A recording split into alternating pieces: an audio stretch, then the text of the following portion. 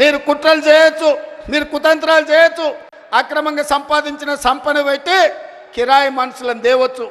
ఏమి చేసినా ఓ రోజు వెనుకో ఓ రోజు ముందో మీరు పన్నుతున్న కుట్రల్ని గుర్తిస్తాం, అందరిని బొక్కలో పెడతాం, ఊచలు లెక్క పెట్టిస్తా అని చెప్పి నేను ఈ వేదిక మీద నుంచి స్పష్టంగా చెప్పదలుచుకున్నా. ఇవాళ ఒకడొకడు మాట్లాడుతున్నాడు. ఒక ఆయన పెద్ద మనిషి మా వచ్చి అన్నాడు, 10 నెలలనే తెలంగాణ ప్రజలు ఏం కోల్పోయారో వాళ్ళకి తెలిసిందని. ఏం కోల్పోయినరా? మా ఆడబిడ్డలకి ఇవాళ స్వేచ్ఛ వచ్చింది 10 ఏళ్ళ తర్వాత. సంఘాలలో ముందుకు వచ్చిండ్రు. మేము ఇవాళ ఆడబిడ్డల్ని కోటీశ్వరులను చేయాలనుకున్నాం. దాదాపుగా ఈ సంవత్సరంలో 34,000 కోట్ల రూపాయలు సంఘాలకు సహకారం అందించాలని ఇవాళ మేము అనుకున్నాం. ఆడబిడ్డలకు అదాని అంబానీలకే పరిమితమైన సోలార్ పవర్ ప్రాజెక్టులు ఇవాళ మా ఆడబిడ్డలకు మహిళా సంఘాలకు ఇచ్చి వాళ్ళని పారిశ్రామికవేత్తలను చేసి కోటీశ్వరులను చేయాలనుకున్నాం. ఇవాళ ఇదే కాదు, మా ఆడబిడ్డలు అమ్మగారింటికి పోవాలన్నా, దైవ దర్శనానికి పోవాలన్నా ఇంటి ఆయనని అడిగితే దసరా కడితే దీపావళి అనేటోడు, దీపావళి కడితే సంక్రాంతి అనేటోడు, సంక్రాంతికి అంతే ఉగాది అనేటోడు, ఉగాదికి అడిగితే ఈ సంవత్సరం ఎందుకులే అనేటోడు. కానీ ఈడ వేలాది మంది మా ఆడబిడ్డలు వచ్చారు. అక్క ఎవరైనా బస్సు ఎక్కితే ఒక్క పైస ఎవరైనా అడుగుతుర్రా?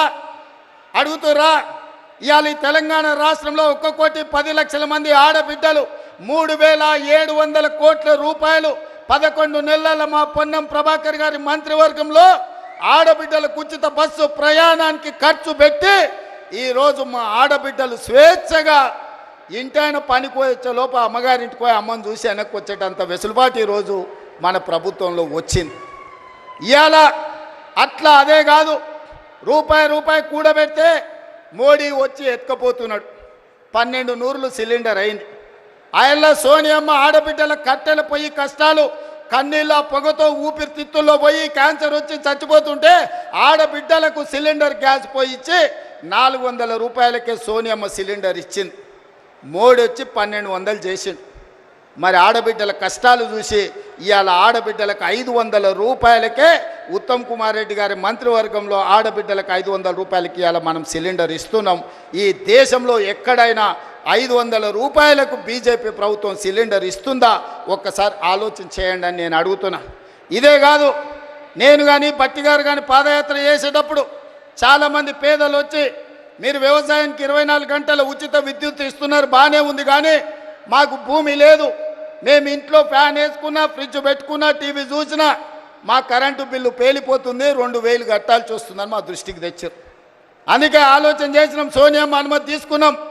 మల్లికార్జున ఖర్గే గారి ఆదేశాలతోని ఇవాళ ప్రతి పేదవాడి ఇంట్లో 200 యూనిట్లు ఉచితంగా 50 లక్షల కుటుంబాలకు 200 యూనిట్లు ఉచితంగా కరెంట్ ఇస్తున్న ప్రభుత్వం ఈ దేశంలోనే తెలంగాణ రాష్ట్రంలో ఉందన్న సంగతి ఇవాళ నేను చెప్పదలుచుకున్నా.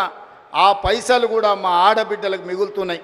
మా అక్కలందరికీ తెలుసు, ఇంటాయన చేతిలో నగదు ఉంటే బెల్ట్ షాప్ పోతాయి, మా ఆడబిడ్డల దగ్గర నగదు ఉంటే పిల్లలు బడిపోతారు. అవునా అక్క? ముందలంతా మా వాళ్ళు కూర్చున్నారా, వెనకాల అక్కల్ని అడగకుండా మీరంతా అడ్డం కూర్చుంటే ఎట్లనే?